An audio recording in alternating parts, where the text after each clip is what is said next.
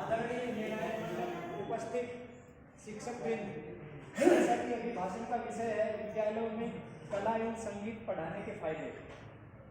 साहित्य संगीत कला विहीन साक्षात पशु पुच्छ विषाणहीन, ये प्रसिद्ध उक्ति हमें बहुत पहले से संगीत और कला के लिए प्रेरित कर रही है।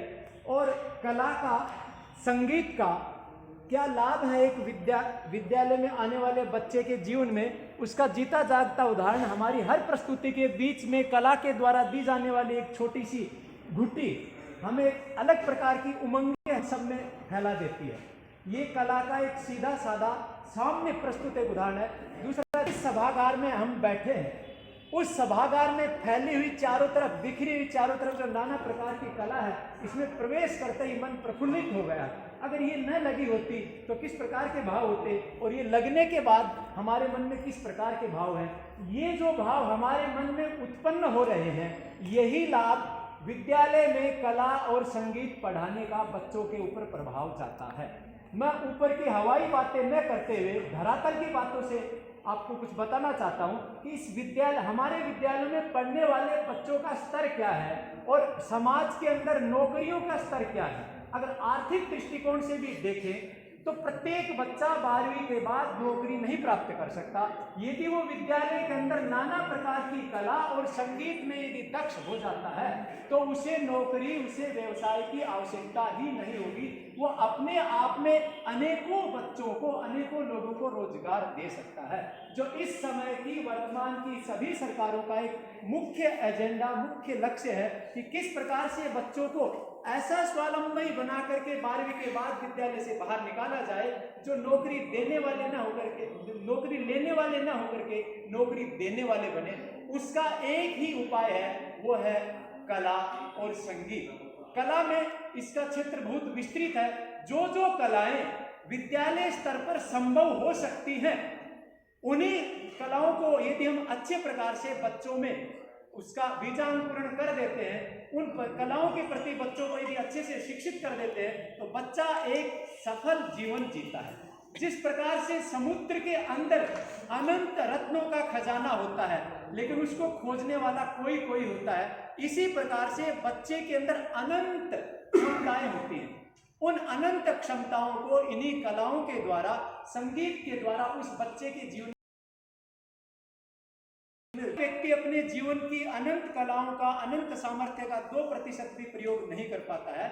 ये कला संपन्न बना दिया जाए और यदि संगीत से युक्त कर दिया जाए तो वो व्यक्ति सामर्थ्य का 10% समाज के रूप में व्यक्त कर सकता है। इस भरी जिंदगी के अंदर और खास विशेष रूप से इस कोरोना के समय प्रकार से संपूर्ण समाज और मनुष्य एक मानसिक अवसाद से, उस मानसिक अवसाद को दूर करने का सबसे आसान और सबसे सरल उपाय संगीत होता है। जब जब महोदय ने बीच बीच में संगीत के सुरों को कुछ पद्यों के रूप में हमें सुनाया, छोटी सी प्रस्तुति में हमारे मन के भाव ही चेंज हो गए, बदल गए।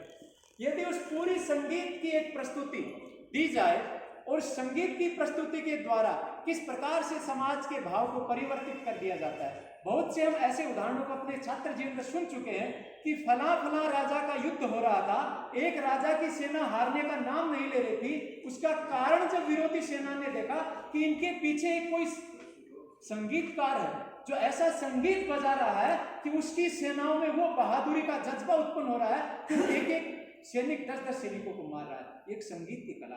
संगीत एक ऐसी कला है जिसके द्वारा लोग वर्षा तक करवा देते हैं।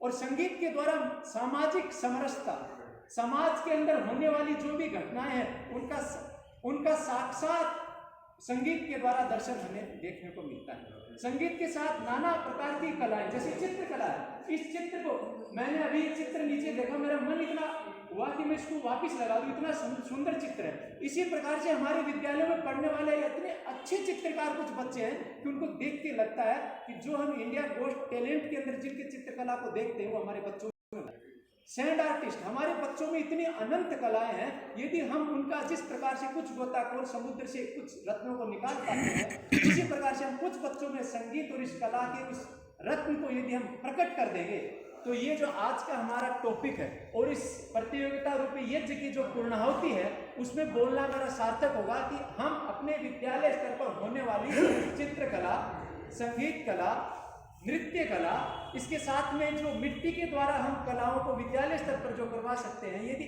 उनको हम अपने विद्यालयों में अच्छी प्रकार से करवाएं तो बच्चे 12वीं कक्षा के पश्चात जो समाज की आवश्यकता है, जो इस सरकार की आवश्यकता है, वो नौकरी देने वाले बनेंगे, स्वावलंबी बनेंगे और एक कुशल और एक अच्छे समाज का निर्माण करेंगे।